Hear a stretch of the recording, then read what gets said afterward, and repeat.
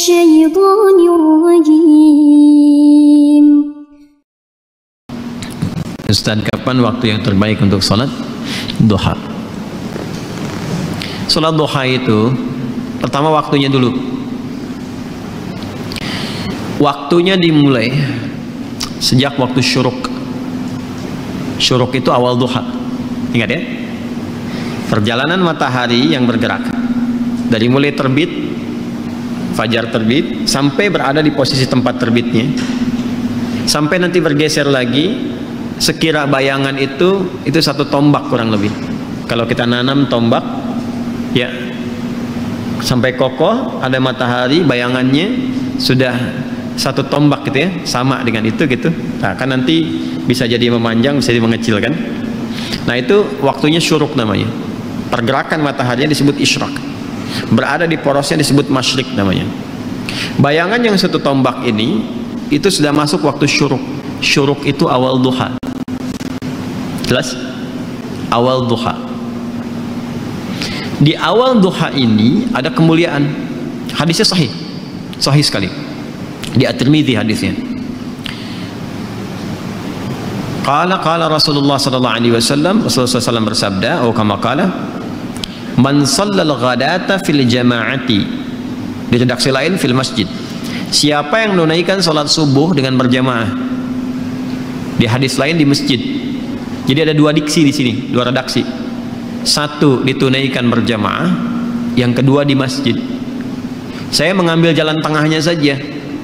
Yang prioritas itu yang dimaksud masjid. Salat di masjid.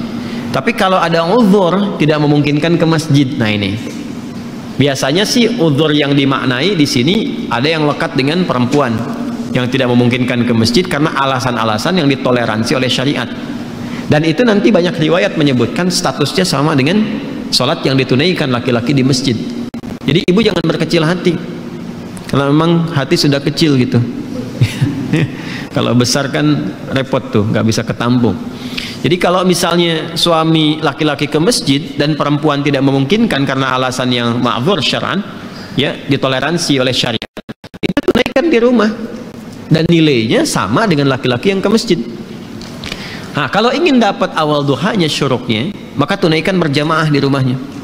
Ya, misal dengan asisten rumah tangga atau ada anak yang nggak ke masjid, misalnya yang perempuan, sama-sama lakukan di rumah. Nanti ada 3 keadaan perempuan yang tidak memungkinkan untuk ke masjid boleh di rumah. Nah, baik. Sebelum 3 keadaan itu saya sebutkan, saya balik dulu supaya tidak terlampau melompat. Man shalal ghadata fil jama'ati aw fil masjid. Siapa yang menunaikan salat subuh berjamaah atau di masjid, kemudian thumma yaq'udu yadhkurullaha, lalu dia tidak langsung beranjak, berzikir dulu, duduk zikir. Saya telah terangkan di satu kesempatan di malam tadi kan, zikir itu banyak, bisa berdoa, bisa kalimat thayyibah, bisa baca Al-Quran, bisa taklim, itu bagian dari zikir. Taklim, kalau ada muhadarah, orang Arab bilangnya muhadarah, kalau kita taklim. Nah, kemudian dia nggak langsung beranjak. Jadi setelah sholat 2 rakaat subuh, ya kan? Nggak langsung pulang, duduk dulu. Ada yang ngaji, ada yang ikut taklim, ada yang tilawah, ada yang ulang hafalan. Nah, sampai tiba bidayatul duha, awal duha. Awal duha itu disebut dengan syuruk itu. Ya, hatta bidayatul duha, sampai tiba awal duha. Ya, fa yusalli raka'ataini. Kemudian dia sholat 2 rakaat di awal duha itu. Fakana alaihi ka ajri hajjin wa umratin. Maka dia mendapatkan pahala yang senilai dengan haji dan umrah. Sempurna, sempurna, sempurna. Jangan dipahami sudah haji dan umrah, bukan. Dipahaminya pahala yang senilai itu. Ya, tapi belum tentu dapat kemuliaan salat misalnya di Masjidil Haram, Masjid Nabawi, itu kan kemuliaan yang lainnya. Tapi pahalanya itu, pahalanya baik. Apa di antara pahalanya senilai haji dan umrah itu? Ya, berpeluang mendapati surga dan rahmat Allah Subhanahu wa taala. Berpeluang merubah perilaku jadi lebih baik. Kan birrun itu adalah perubahan dari sifat kurang baik menjadi baik. Ketika melekat pada pelakunya disebut mabrur.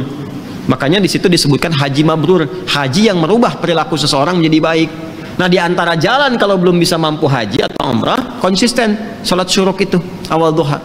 Kalau orang terbiasa salat syuruk, manfaat utamanya ya itu bisa merubah perilakunya jadi lebih baik. Itu yang dimaksudkan. Jelas? Makanya didapatkan pahala senilai haji dan umrah. Dan itu mahal sekali, mahal sekali. Ini awal duha.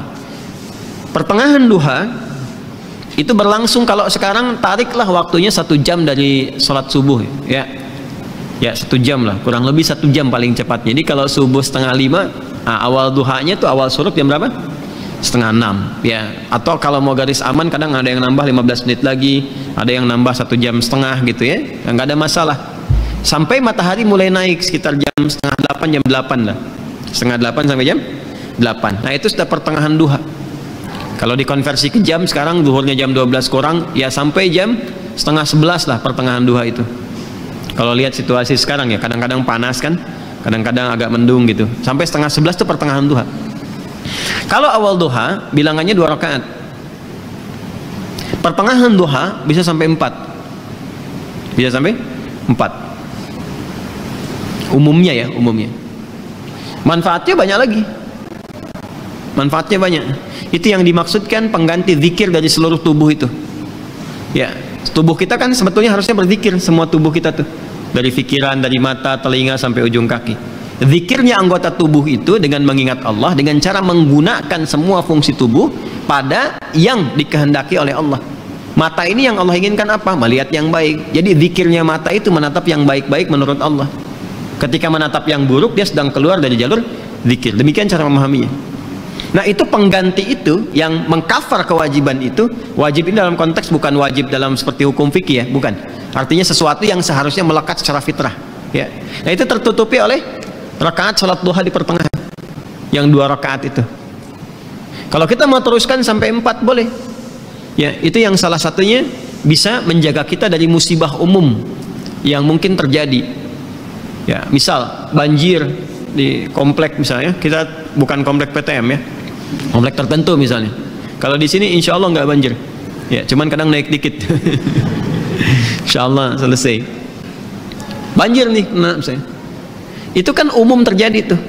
Kok bisa gitu ya, yang seharusnya volume airnya tuh kelihatan tinggi, tapi ada satu rumah yang nggak kena, air tuh balik lagi gitu. Nah itu maksudnya.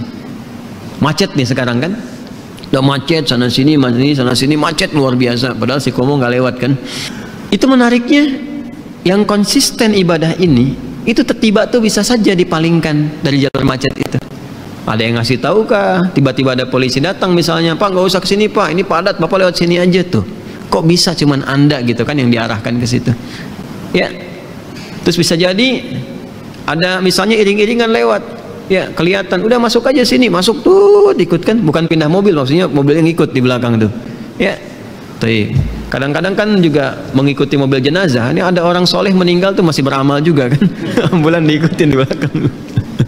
Nah itu ya, itu musibah umum yang kadang menimpa, tapi kita tidak mendapatkan bagian dari itu, terjaga. Bukan musibah khusus spesifik yang harus dialami untuk melatih ketangguhan kita dalam berkehidupan. Yang ketiga, akhir duha. Akhir duha itu sampai menjelang zuhur, dari 10:30 sampai menjelang zuhur, sampai menjelang tibanya adzan zuhur, itu akhir duha. Itu bisa sampai 8 rakaat, bisa 2 sampai 8 rakaat. Kerjakan 2 ya, sama 4 kali. Seperti taraweh yang 11 rakaat itu kan 8 rakaatnya, ada yang 2 deh, boleh. Mau 4 juga bisa. Tunaikan itu. Di antara fadilahnya bisa memudahkan limpahan rizki ya, tapi bukan narik kemudahan rizki sebagai motif atau modus untuk sholat duha. Kalau itu biasanya walaupun dapat, berkahnya kurang gitu, ujung-ujungnya nanti masalah aja ya. Biasanya suka begitu. Kalau saya sarankannya nggak usah mikir apa-apa, kerjakan lillah aja, nanti biarkan Allah yang menggerakkan segalanya. Paham ya? Baik. Duha itu ya, yang ditunaikan itu 2 rakaat bisa 4 di akhirnya, itu bisa mempercepat datangnya apa? Rizki sesuai dengan kehendak Allah. Dan jangan selalu ditafsirkan dengan uang atau proyek, tidak. Kesehatan itu rizki, yang kalau sakit mungkin biayanya cukup tinggi. Ketenangan itu rizki, yang kalau gelisah keberlangsungan bisa ke psikiater. Sadaqallahul Azim.